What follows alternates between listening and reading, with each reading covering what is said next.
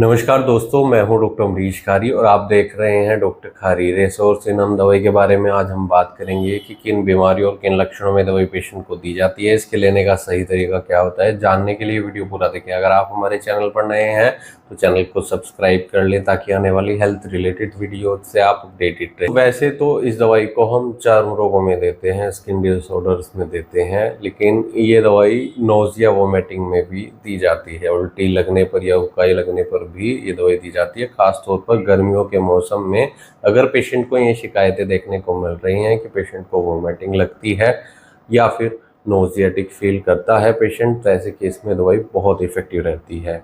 इसके जो अंदर गुण पाए जाते हैं वो एंटीसेप्टिक होते हैं। ये दवाई सेप्टिक इन्फेक्शन को कंट्रोल करती है। इसे मस्कुलर पेन में, रियोमेटिक पेन में, कमर दर्द में, कॉन्स्टिपेशन यानी कब्ज में भी ये दवाई दी जाती है। अपेंडिक्स की इन्फ्लामेशन को भी ये दवाई कंट्रोल करती है। अगर इसके चर्म रोगों की हम बात करें तो कई सारी परेशानियों में दवाई पेशेंट को दी जाती है। सबसे पहले एक्ने पिंपल्स होने पर ये दवाई बहुत असरदार है। फोड़े फुंसियाँ अगर पेशेंट के चेहरे पर निकलते हों तो ऐसे केस में दवाई बहुत असरदार रहती है। इसके अलावा अगर सनबर्न की शिकायत है, पेशेंट को सनबर्न की शिकायत है धूप में ज़्यादा रहने से, तो ऐसे केस में भी ये दवाई असरदार रहती है।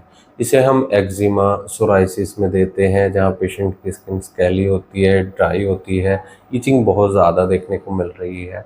ऐसे पुराने एक्जिमा में, ऐसे पुराने सोराइसिस में ये दवाई बहुत असरदार रहती है। अगर पेशेंट की स्किन इरिटेशन की शिकायत है ड्यू टू केमिकल या फिर मेकअप करने के बाद पेशेंट की स्किन पर इरिटेशन की शिकायत देखने को मिल रही है, तो ऐसे केस में दवाई बहुत असरदार होती है।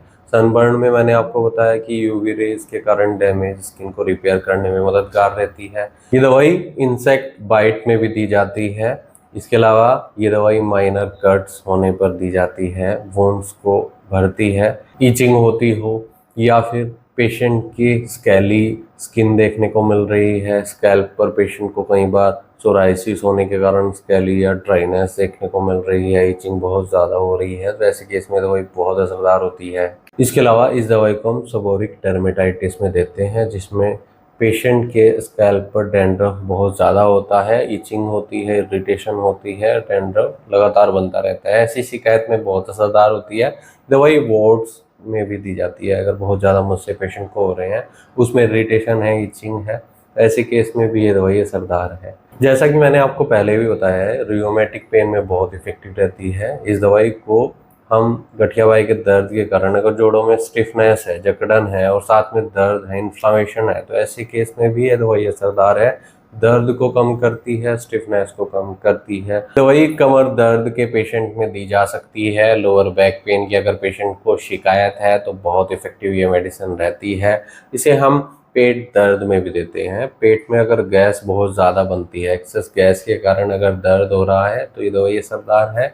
इसके अलावा अपेंडिक्स में अगर पेशेंट को इन्फ्लामेशन आ गई है जिसके कारण दर्द है, बुखार है और हैवीनेस महसूस हो रही है, डिस्कम्फर्ट पेशेंट फील कर रहा है, तो ऐसे केस में भी बहुत इफेक्टिव ये मेडिसिन रहती है। कब्ज के ऐसे पेशेंट जो लंबे टाइम से कब्ज से जूझ रहे हैं, पेट साफ समय पर नहीं होता है, तो ऐसे केस में भी असरदार है। तो इन सब बीमारियों में ये दवाई डॉक्टर की निगरानी में ली जाती है। अगर आपको ऐसी कोई शिकायत है तो एक बार अपने होम्योपैथी डॉक्टर से सलाह जरूर कर ले।